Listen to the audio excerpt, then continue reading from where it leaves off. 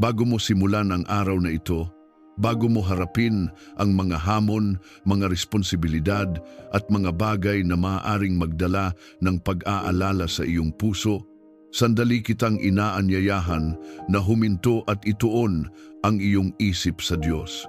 Dahil kung naririnig mo ang mensaheng ito ngayon, hindi ito aksidente. Hindi ka napadpad sa panalangin ito nang nagkataon lamang.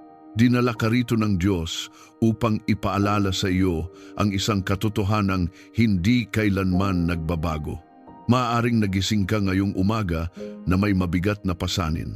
Maaaring may mga problemang tila wala ng katapusan. Maaaring may karamdaman kang pinagdaraanan, mga alalahanin tungkol sa iyong pamilya o mga panalangin matagal mo nang hinihintay na masagot. At sa katahimikan ng iyong puso, maaaring napatanong ka, Panginoon, nasa tabi mo pa rin ba ako? Kumikilos ka pa rin ba sa aking buhay? Pakinggan mo ito ng malinaw. Magpasalamat kayo sa Panginoon sapagkat Siya ay mabuti. Ang kanyang tapat na pag-ibig ay magpakailanman. Ito ang paulit-ulit na mensahe ng awit 136. Isang makapangyarihang paalala na kahit magbago ang iyong sitwasyon, kahit dumaan ka sa panahon ng pagsubok, at kahit hindi mo pa nakikita ang mga sagot sa iyong mga panalangin, ang pag-ibig ng Diyos para sa iyo ay nananatiling pareho. Ang Diyos na nagligtas noon ay Siya pa ring Diyos ngayon. Ang Diyos na gumawa ng himala noon ay Siya pa ring Diyos na kumikilos sa buhay mo ngayon. At ang Diyos na nagdala sa iyo sa lahat ng iyong pinagdaanan ay Siya ring magdadala sa iyo sa tagumpay. Ngayong umaga, nais niyang punuin ang iyong puso ng pag-asa. Nais niyang ipaalala na ang kanyang awa ay hindi nauubos at ang kanyang katapatan ay hindi kailanman nabibigo. Nais din niyang ibuhos sa iyo ang kanyang kagalingan. Kung ikaw ay may sakit sa katawan, may pagod sa isip, o may sugat sa puso, may kapangyarihan, Siyang magpagaling. Ang kanyang pag-ibig ay sapat upang abutin ka sa iyong pinakamahina at pinakamabigat na sandali. Nais ka rin niyang protektahan sa buong araw na ito. Habang ikaw ay nagtatrabaho, nag-aaral, naglalakbay o humaharap sa iba't ibang hamon, ang kanyang kamay ay nakapatong sa iyo. Siya ang iyong kalasag laban sa anumang panganib at ang iyong kanlungan sa panahon ng kaguluhan. At sa bawat laban na iyong kakaharapin, nais kanyang dalhin sa tagumpay. Siya ang magbibigay sa iyo ng karunungan sa iyong mga desisyon, lakas sa iyong mga pagsubok at pabor sa mga pagkakataong darating sa iyong buhay. Kasama ng lahat ng ito ay ang kanyang mga pagpapala. Mga pagpapalang magpapatunay na ang kanyang pag-ibig ay hindi lamang isang pangako, kundi isang realidad na maaari mong maranasan araw-araw. Ang awit 136 ay nagpapaalala na sa bawat kabanata ng ating buhay may isang bagay na hindi nagbabago, ang walang hanggang pag-ibig ng Diyos. Kapag ang lahat sa paligid mo ay tila hindi sigurado, maaari kang kumapit sa katotohanang Siya ay mabuti at ang kanyang pag-ibig ay magpakailanman. Kaya bago tayo manalangin, may hihilingin ako sa iyo. Kung naniniwala ka na ang pag-ibig ng Diyos ay hindi kailanman nagkukulang, kung naniniwala ka na kaya kanyang pagalingin, protektahan at dalhin sa tagumpay, pindutin mo ang like bilang isang hakbang ng pananampalataya. At kung hindi ka pa bahagi ng komunidad na ito ng panalangin, inaanyayahan kitang mag-subscribe. Dito, sama-sama tayong nagsisimula ng bawat umaga na nagpapaalala sa kabutihan ng Diyos at nagtitiwala sa kanyang kagalingan, proteksyon, tagumpay at pagpapala. Kapag pinili mong mag-subscribe, pinipili mong maging bahagi ng isang pamilya ng mga mananampalatayang naniniwalang ang Diyos ay tapat pa rin, nagpapagaling pa rin, nagpoprotekta pa rin, at nagbubuhos pa rin ng kanyang mga pagpapala sa kanyang mga anak. Kaya ngayon, ihanda mo ang iyong puso. Alalahanin mo ang kabutihan ng Diyos at hayaan mong punuin niya ang araw mo ng kanyang kapayapaan, kagalingan, proteksyon, tagumpay at pagpapala. Ngayon, tayo'y manalangin. Panginoon, lumalapit kami sa iyo ng may pagpapakumbaba at buong pagtitiwala, kinikilala na ikaw ang dakilang manggagamot ng aming katawan, isip at espiritu. Wala kang katulad sa kapangyarihan at habag. Sa iyong salita ay may buhay at sa iyong hininga ay may panunumbalik. Panginoon, pagalingin mo ang aming katawan at palakasin ang aming buong pamilya sapagkat ang iyong pag-ibig ay magpakailanman. Alisin mo ang anumang karamdaman na nagkukubli sa aming sistema. Tunawin mo ang impeksyon, pahupain mo ang pamamaga, ayusin mo ang anumang hindi maayos na gumagana sa loob ng aming katawan. Maghari ang iyong kapangyarihan sa bawat selula namin. Sa pangalan ni Jesus, kinakansela namin ang anumang karamdaman na nagtatangkang manatili sa aming tahanan. Pinapawalang bisa namin ang anumang atake ng kaaway laban sa aming kalusugan. Anumang espiritu ng sakit, panghihina at pagdurusa ay inuutusan naming umalis at hindi na bumalik. Tinatanggihan namin ang takot na dala ng diagnosis at ang pangamba na dala ng mga sintomas. Ang katotohanan mo ang aming pinanghahawakan. Ikaw ang Diyos na nagpapagaling. Ipanumbalik mo ang malinaw at payapang isipan sa aming tahanan. Kung may kaguluhan sa aming pag-iisip, Panginoon, linisin mo ito. Hugasan mo ang aming isip ng iyong kapayapaan. Palayain mo kami mula sa stress.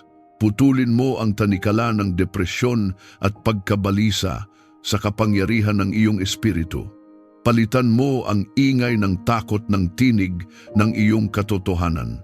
Itanim mo sa aming puso ang katiyakan na kami ay nasa iyong mga kamay.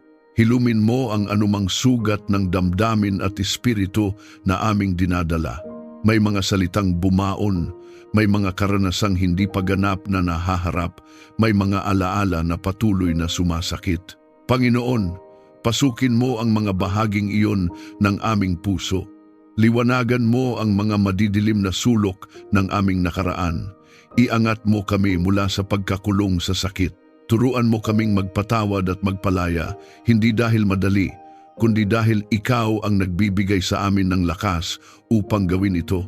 Kung may anumang espiritual na sugat na dulot ng pagkakasala, kahihiyan o pakiramdam na kami ay hindi karapat-dapat, Panginoon, ipaalala mo na ang dugo ni Jesus ay sapat.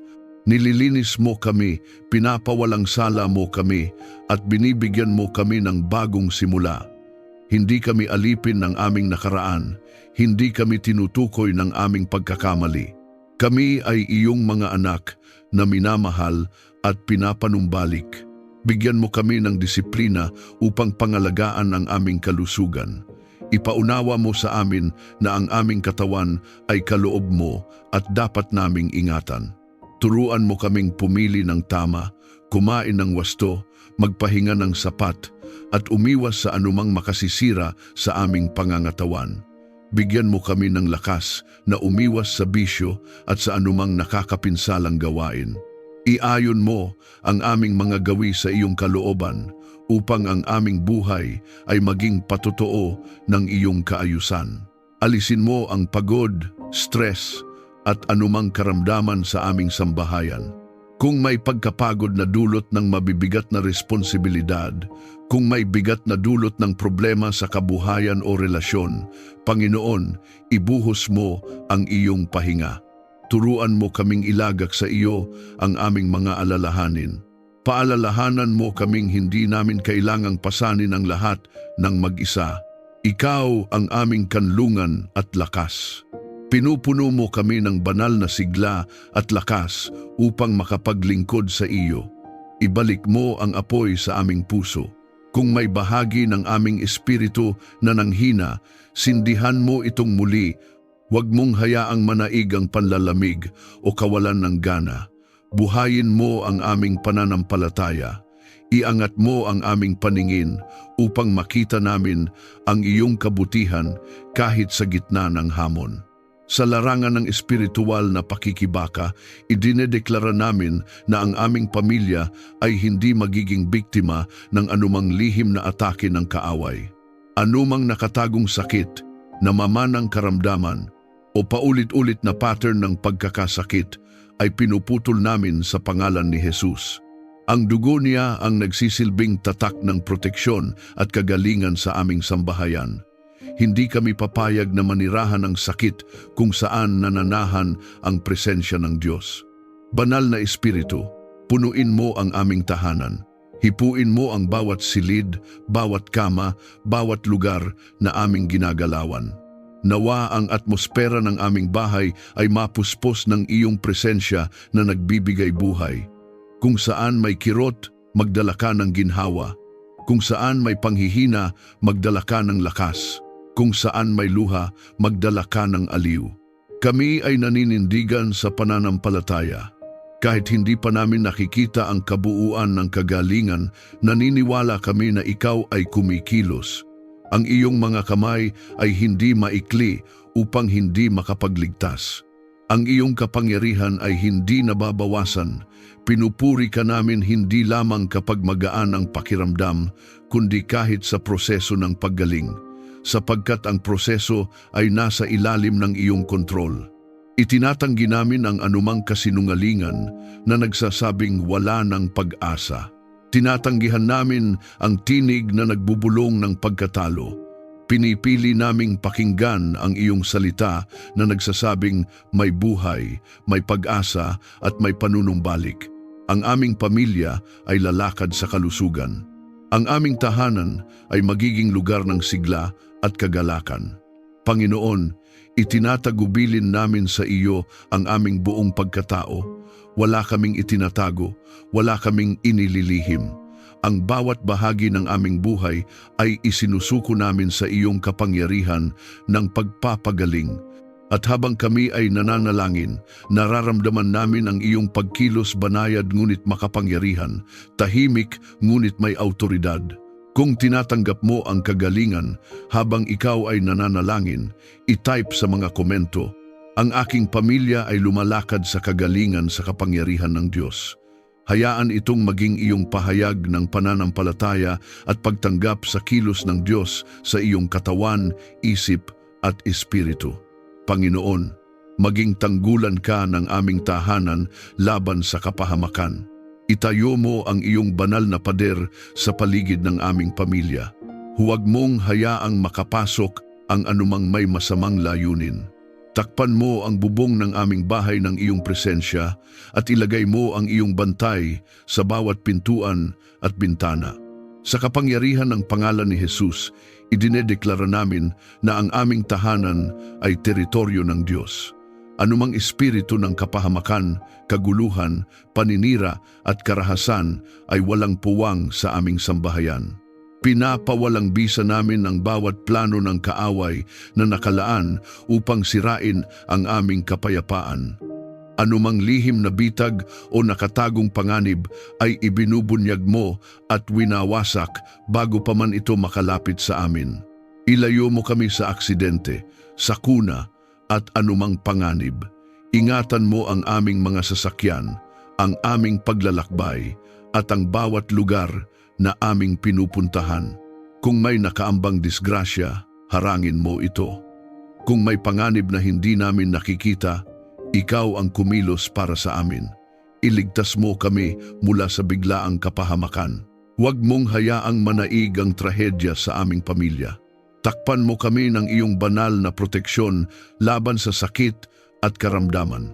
Kung may virus o anumang uri ng impeksyon na umiikot, hindi ito mananaig sa amin. Ang dugo ni Jesus ang aming pananggalang. Inuutusan namin ang bawat mikrobyo, bawat karamdaman na umatras at hindi makalapit sa aming katawan. Pinapahayag namin na ang aming sambahayan ay sakop ng iyong proteksyon at pagpapagaling. Ingatan mo ang aming paglabas at pagpasok sa bawat hakbang na aming tinatahak. Samahan mo kami kapag kami ay nasa trabaho, sa paaralan o sa anumang gawain, ang iyong kamay ang umakay sa amin. Huwag mong hayaang madala kami sa maling lugar o maling sitwasyon. Iayos mo ang aming schedule at mga lakad upang maiwasan ang anumang masamang pangyayari. Iligtas mo kami sa masamang impluensya at tukso. Kung may mga taong may balak na magdala ng kapahamakan o maling kaisipan, ilayo mo sila sa amin. Kung may mga salitang puno ng panlilinlang, bigyan mo kami ng discernment upang makilala ang totoo at hindi, huwag mong hayaang malinlang ang aming puso. Bantayan mo ang aming isipan laban sa mga ideyang sumisira sa aming pananampalataya. Sa larangan ng espiritual na pakikibaka, naninindigan kami sa iyong kapangyarihan. Anumang demonyong atas laban sa aming pamilya ay winawasak sa pangalan ni Jesus. Anumang sumpa, anumang masamang pananalita, anumang inggit at galit na ipinadala laban sa amin ay hindi magtatagumpay. Ibinabalik namin sa wala ang bawat palaso ng kaaway. Hindi kami matitinag sapagkat ikaw ang aming Diyos na makapangyarihan. Palibutan mo ang aming pamilya ng iyong mga anghel bilang bantay. Magtalaga ka ng mga anghel sa bawat miyembro ng aming sambahayan. Nawa sila ang maging tagapagbantay sa gabi at sa araw. Kung may anumang panganib na nagbabantang sumalakay, nawa ang iyong mga anghel ang unang humarang. Hayaang maramdaman namin ang kapanatagan na nagmumula sa katiyakang ikaw ang may kontrol sa lahat. Kung may takot na bumabalot sa aming puso dahil sa mga balita, sa mga nangyayari sa paligid o sa mga hindi inaasahang sitwasyon, Panginoon, alisin mo ito. Hindi mo ibinigay sa amin ang espiritu ng takot, kundi ng kapangyarihan, pag-ibig at maayos na pag-iisip. Palitan mo ang aming pangamba ng matibay na pananampalataya. Itanim mo sa aming puso ang lakas ng loob na nagmumula sa iyo. Protektahan mo rin ang aming mga relasyon. Huwag mong hayaang makapasok ang paninira, tsismis o maling akala na sisira sa aming pagkakaisa. Bantayan mo ang aming mga salita upang hindi kami maging daan ng pagkasugat ng isa't isa. Ilayo mo kami sa anumang pagtatangkang paghiwa-hiwalayin ang aming pamilya. Panginoon, kung may nakatagong panganib na hindi namin alam, ikaw ang magbunyag. Kung may masamang plano laban sa aming kabuhayan, reputasyon o kinabukasan, sirain mo ito bago pa man ito umusbong. Kami ay umaasa hindi sa aming sariling lakas, kundi sa iyong makapangyarihang kamay. Ipinapahayag namin na ang aming tahanan ay ligtas, ang aming mga anak ay ligtas, ang aming kabuhayan ay ligtas, ang aming kalusugan ay ligtas, sapagkat ikaw ang aming tagapagtanggol. Walang sandata na ginawa laban sa amin ang magtatagumpay. Ang bawat dila na aangat laban sa amin sa paghatol ay aming papabulaanan sa pangalan ni Jesus. Banal na Espiritu, manatili kang gumagabay at nagbabantay sa amin. Paalalahanan mo kami kapag may bagay na hindi tama. Bigyan mo kami ng sensitibong puso upang marinig ang iyong babala. Turuan mo kaming sumunod agad kapag ikaw ay nagsasalita. Sa ilalim ng iyong mga pakpak kami nagkukubli. Doon kami nakararanas ng tunay na seguridad.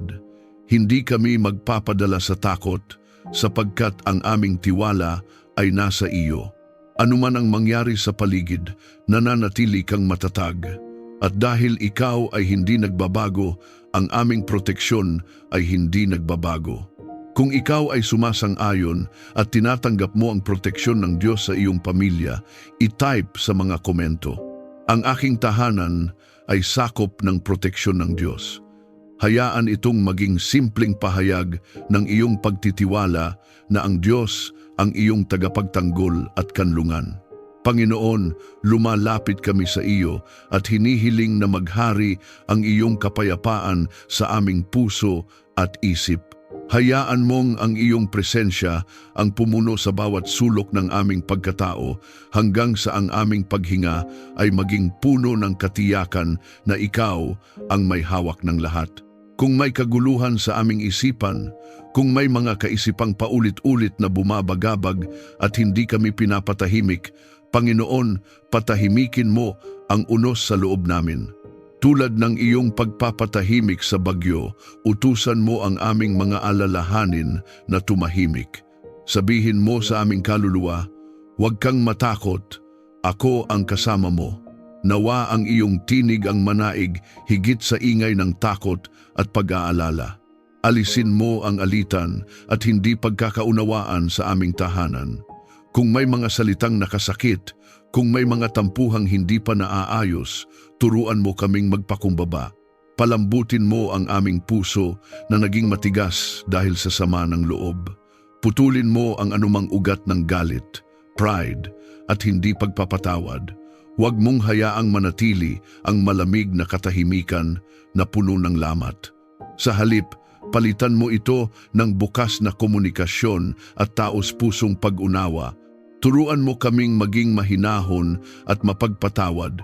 Kapag may tensyon, ipaalala mo sa amin na mas mahalaga ang relasyon kaysa sa pagiging tama. Bigyan mo kami ng kakayahang makinig, hindi lamang upang sumagot, kundi upang umunawa. Kung kami man ay nasaktan, tulungan mo kaming magpatawad gaya ng pagpapatawad mo sa amin. Sapagkat sa pagpapatawad, may kalayaan. Sa pagpapatawad, may kapayapaan. Punuin mo ang aming bahay ng kagalakan at pagkakaisa. Hayaang ang aming tahanan ay maging lugar ng pahinga, hindi lugar ng stress. Kapag kami ay nagtitipon, nawa ang aming mga salita ay magtayo at hindi magwasak. Ibalik mo ang tawanan kung ito ay nawala. Ibalik mo ang lambing kung ito ay napalitan ng paglayo. Huwag mong hayaang ang mga problema ng labas ay madala namin sa loob nang hindi inilalapag sa iyo. Sa gitna ng problema, ipaalala mo na ang iyong pag-ibig ay hindi nagbabago. Kapag ang sitwasyon ay tila magulo, kapag ang kinabukasan ay hindi malinaw, itaas mo ang aming paningin upang makita ka. Ang iyong katapatan noon ay siya ring katapatan ngayon. Ang iyong kabutihan noon ay siya ring kabutihan sa kasalukuyan. Hindi ka nagbabago at dahil doon may matibay kaming sandigan. Ipagkaloob mo ang kapahingahan ng aming kaluluwa sa iyo.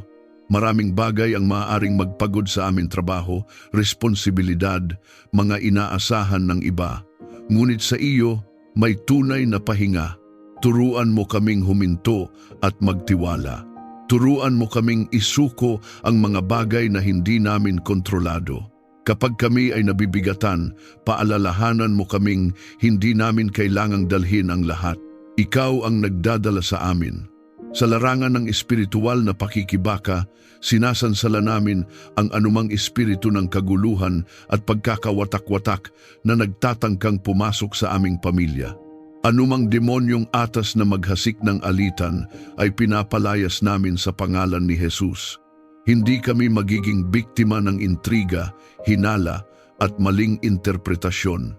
Idinideklara namin na ang aming tahanan ay lugar ng kapayapaan, hindi ng kaguluhan.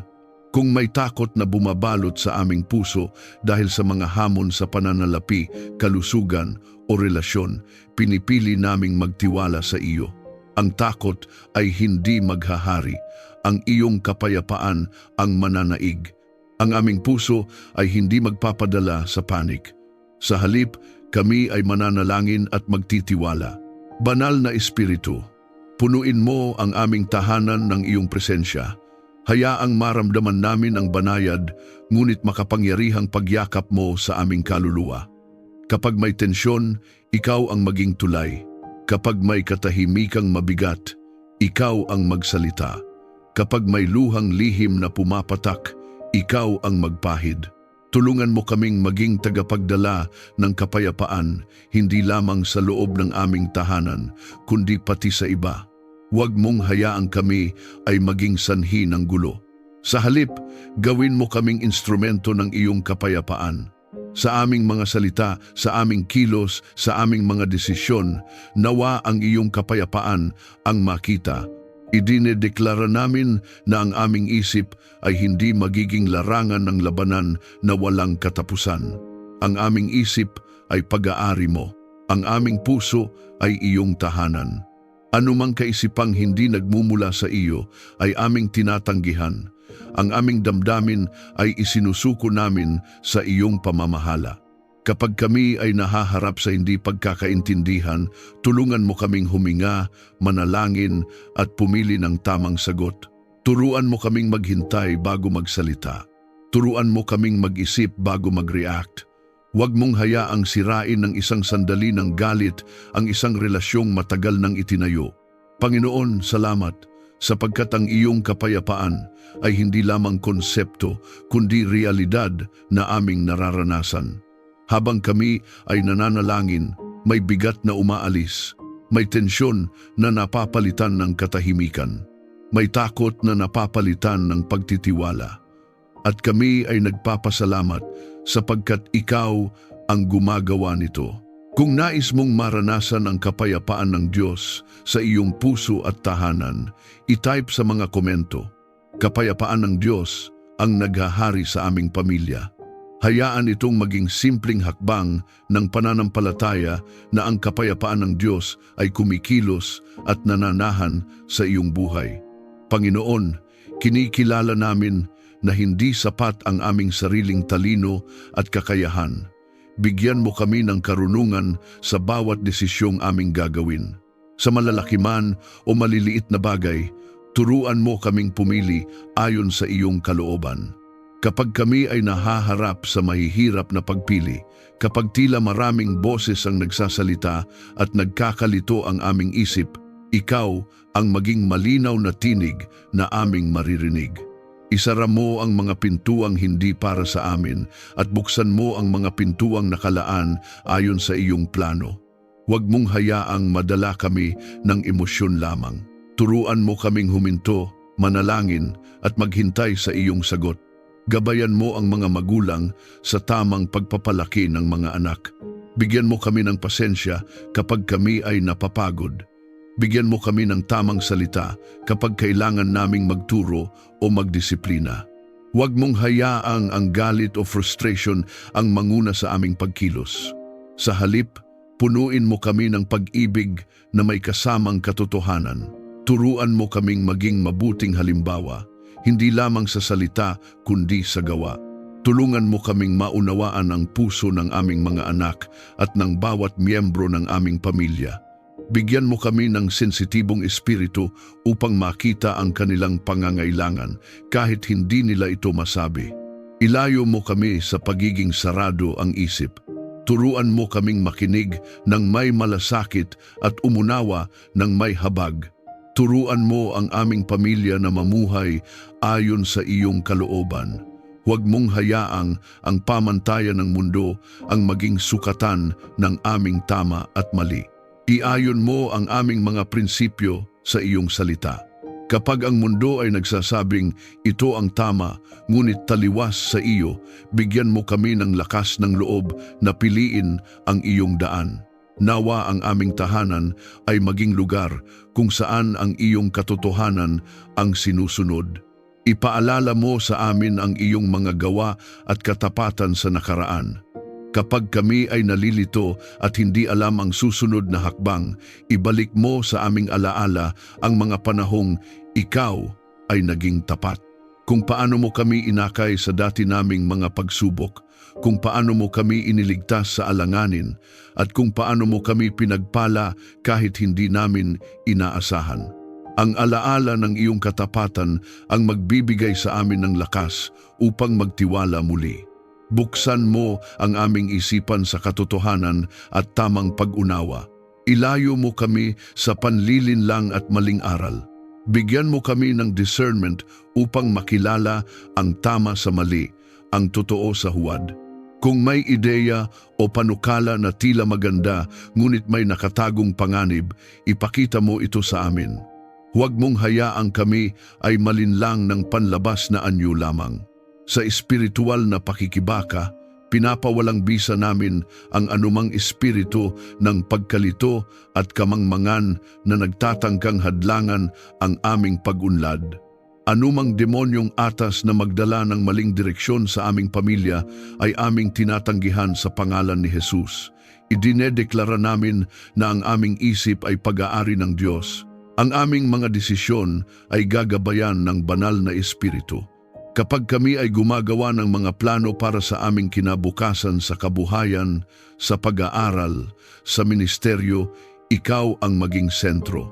Huwag mong hayaang kami ay magmadali nang hindi ka kinokonsulta. Turuan mo kaming unahin kabago ang lahat. Sapagkat kapag ikaw ang nauna, ang lahat ay naaayos sa tamang lugar. Ipagkaloob mo ang kaalaman na may kasamang pagpapakumbaba. Huwag mong hayaang ang anumang tagumpay o karunungan na aming matanggap ay magdala sa amin sa pagmamataas. Paalalahanan mo kami na ang lahat ng aming nalalaman ay biyaya lamang mula sa iyo. Kung kami man ay nagtatagumpay, ito ay dahil sa iyong tulong. Kung kami man ay nakakaunawa, ito ay dahil binigyan mo kami ng liwanag. Bigyan mo kami ng karunungan sa aming pananalapi. Turuan mo kaming maging mabuting katiwala ng aming mga pinagkakatiwalaan mo. Ilayo mo kami sa maling paggastos at sa utang na hindi namin kayang bayaran. Ipakita mo sa amin kung paano mag-ipon, magbahagi at magtiwala sa iyong probisyon. Bigyan mo rin kami ng karunungan sa aming pakikitungo sa iba. Turuan mo kaming magsalita ng may biyaya at katotohanan. Huwag mong hayaang kami ay maging padalos-dalos sa salita. Kung may kailangang itama, gawin namin ito ng may pag-ibig. Kung may kailangang tanggapin, gawin namin ito ng may pagpapakumbaba. Kapag kami ay nahaharap sa mga pagsubok na tila walang malinaw na solusyon, ipaalala mo na ikaw ang Diyos na nagbibigay ng sagot. Hindi kami magpapanik, hindi kami susuko. Sa halip, kami ay lalapit sa iyo at hihingi ng karunungan. At naniniwala kami na ikaw ay nagbibigay ng sagana sa mga humihingi. Banal na Espiritu, patuloy mo kaming turuan. Maging gabay ka sa aming pag-aaral ng iyong salita. Ipaunawa mo sa amin ang mga bagay na dati ay hindi namin maintindihan. Palalimin mo ang aming relasyon sa iyo upang ang aming karunungan ay hindi lamang nasa isip kundi nakaugat sa aming puso. Idinedeklara namin na ang aming pamilya ay lalakad sa karunungan. Ang aming mga desisyon ay hindi magiging bunga ng takot kundi ng pananampalataya. Ang aming mga hakbang ay hindi magiging padalos-dalos kundi maingat at ginabayan mo. Sapagkat ikaw ang aming tagapayo at guro. Kung nais mong tanggapin ang karunungan ng Diyos sa iyong mga desisyon, itype sa mga komento. Nagtitiwala ako sa banal na gabay at karunungan ng Diyos. Hayaan itong maging malinaw at simpleng panalangin ng iyong puso na ang Diyos ang manguna sa bawat pagpili mo. Panginoon, ikaw ang aming mabuting pastol na umaakay sa amin sa tamang landas. Kapag ang daan ay tila malabo at ang hinaharap ay hindi namin maaninag, ikaw ang liwanag na nagbibigay linaw. Panginoon, ituwid mo ang aming mga landas araw-araw. Huwag mong hayaang kami ay maligaw dahil sa sariling kagustuhan o padalos-dalos na desisyon. Ihakbang mo kami sa daang naaayon sa iyong perpektong plano. Kapag kami ay nasa sangandaan ng pagpili kung saan may dalawang o higit pang direksyon na maaring tahakin, tulungan mo kaming marinig ang iyong tinig. Isara mo ang daang hindi para sa amin, kahit ito ay mukhang maganda sa paningin. Buksan mo ang daang nakalaan para sa aming pamilya, kahit ito ay nangangailangan ng pananampalataya at pagtitiwala. Turuan mo kaming sumunod kahit hindi namin nakikita ang buong larawan. Akayin mo kami sa mga oportunidad na kalooban mo para sa amin. Kung may trabahong nakalaan, ilapit mo kami roon. Kung may taong magbubukas ng tamang pintuan, pagtagpuin mo kami. Kung may lugar na dapat naming marating, ihanda mo ang aming mga hakbang. Huwag mong hayaang maunahan kami ng takot o pag-aalinlangan. Palakasin mo ang aming loob upang tanggapin ang mga pagpapalang iyong inilaan. Ilayo mo kami sa maling desisyon at masasamang plano. Kung may alok na tila kapaki-pakinabang ngunit may nakatagong panganib, ipakita mo ito sa amin. Kung may relasyon o kasunduan na magdadala ng kapahamakan, hadlangan mo ito bago pa man kami tuluyang makapasok. Sa pangalan ni Jesus, pinapawalang bisa namin ang anumang patibong ng kaaway na nakalaan upang iligaw ang aming landas. Hindi kami mahuhulog sa bitag ng panlilinlang. Bigyan mo kami ng malinaw na direksyon sa oras ng pagkalito. Kapag kami ay naguguluhan at hindi alam ang susunod na hakbang, patahimikin mo ang aming puso. Turuan mo kaming maghintay at magtiwala. Huwag mong hayaang maghari ang panik o pagmamadali. Ipaalala mo sa amin na ang iyong timing ay perpekto. Ang iyong paraan ay mas mataas kaysa sa amin. Sa bawat yugto ng aming buhay, maging ilaw ka ng aming tahanan.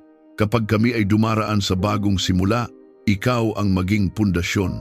Kapag kami ay nasa gitna ng pagbabago, ikaw ang maging matatag na sandigan. Kapag kami ay nasa panahon ng pagsubok, ikaw ang maging gabay na hindi kumikislap o nawawala. Huwag mong hayaang kami ay maglakad sa dilim ng walang iyong presensya. Sa espiritual na pakikibaka, idinedeklara namin na ang aming pamilya ay hindi maliligaw. Anumang demonyong atas na magdala ng maling direksyon, pagkalito o pagkasira ng plano ay aming tinatanggihan sa pangalan ni Jesus. Ang aming mga hakbang ay inorden mo, ang aming landas ay iyong binabantayan. Kahit may pagsubok, hindi kami mawawala sa iyong paningin. Banal na Espiritu, maging sensitibo ang aming puso sa iyong pag-akay. Kapag ikaw ay bumubulong ng babala, tulungan mo kaming makinig. Kapag ikaw ay nagtutulak sa amin na kumilos, bigyan mo kami ng tapang, huwag mong hayaang maging manhid kami sa iyong presensya. Gawin mong malinaw ang iyong direksyon sa pamamagitan ng iyong salita at kapayapaan sa aming loob. Turuan mo kaming huwag umasa lamang sa aming sariling pag-unawa. Sa halip, isuko namin sa iyo ang aming mga plano. Kung may kailangang baguhin, baguhin mo. Kung may kailangang ihinto, ihinto mo. Mas nais namin ang iyong kalooban kaysa sa pansarili naming kagustuhan, sapagkat alam namin na ang iyong plano ang magdadala sa amin sa tunay na kapayapaan at tagumpay. Kapag kami ay pinanghihinaan ng loob dahil tila matagal ang paghihintay, palakasin mo ang aming pananampalataya. Ipaalala mo sa amin na habang kami ay naghihintay, ikaw ay kumikilos. Ang bawat detalye ay iyong inaayos. Ang bawat hakbang ay may layunin. At sa tamang panahon, makikita namin ang kabuuan ng iyong paggabay. Panginoon, salamat sapagkat hindi mo kami pinababayaan. Hindi mo kami hinahayaang mag-isa sa paglalakbay na ito. Ikaw ang nauuna sa amin, ikaw ang sumasama sa amin, at ikaw ang nasa hulihan upang tiyakin na kami ay ligtas. Ang aming pagtitiwala ay nasa iyo. Kung nais mong gabayan ka ng Diyos sa iyong mga susunod na hakbang, i-type sa mga komento, "Sumusunod ako sa gabay ng Diyos." Hayaan itong maging simpleng pagsuko ng iyong puso sa paggabay ng Diyos sa iyong buhay. Panginoon, lumalapit kami sa iyo nang may pusong nagpapasalamat at umaasa. Ibuhos mo ang pagpapalang espiritual sa aming pamilya. Punuin mo kami ng mas malalim na ugnayan sa iyo. Huwag mong hayaang maging panlabas lamang ang aming pananampalataya. Gawin mo itong buhay, aktibo at nagbubunga ng pagbabago sa aming pagkatao. Pagpalain mo ang aming kabuhayan at hanap buhay. Ikaw ang nakakaalam ng aming mga pangangailangan. Kung kami man ay naghahanap ng oportunidad, magbukas ka ng tamang pintuan. Kung kami man ay nasa trabaho na, pagpalain mo ang gawa ng aming mga kamay. Bigyan mo kami ng pabor sa aming mga pinaglilingkuran at pinagtatrabahuhan. Ilayo mo kami sa kawalan at kakapusan. Turuan mo kaming maging masipag, tapat at responsable sa lahat ng aming ginagawa. Punuin mo ang aming tahanan ng kasaganaan at kabutihan. Hindi lamang material na bagay ang aming hinihiling, kundi ang presensya ng iyong kabutihan sa araw-araw naming pamumuhay. Hayaang ang aming hapag ay maging sapat. Hayaang ang aming bahay ay maging lugar ng kaluwagan at hindi ng pangamba. Kapag may pangangailangan, ikaw ang magbigay. Kapag may kakulangan, ikaw ang magpunan. Palaguin mo ang pag-ibig at respeto sa isa't isa.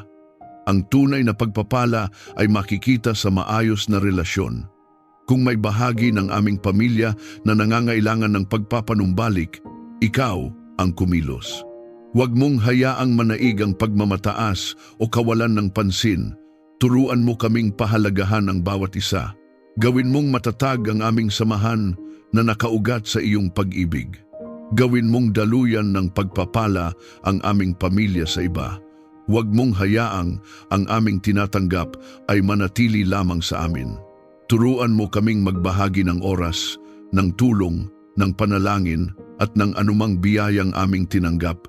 Kapag kami ay pinagpapala mo, paalalahanan mo kaming may layunin ito. Ang aming tahanan ay maging liwanag sa iba.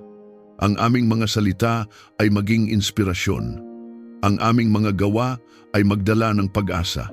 Ipaalala mo sa amin na ang lahat ng mabuti ay mula sa iyo. Kapag kami ay nagtatagumpay, huwag mong hayaang kami ay maging mapagmataas. Kapag kami ay nakakaranas ng pag-unlad, paalalahanan mo kaming ikaw ang dahilan.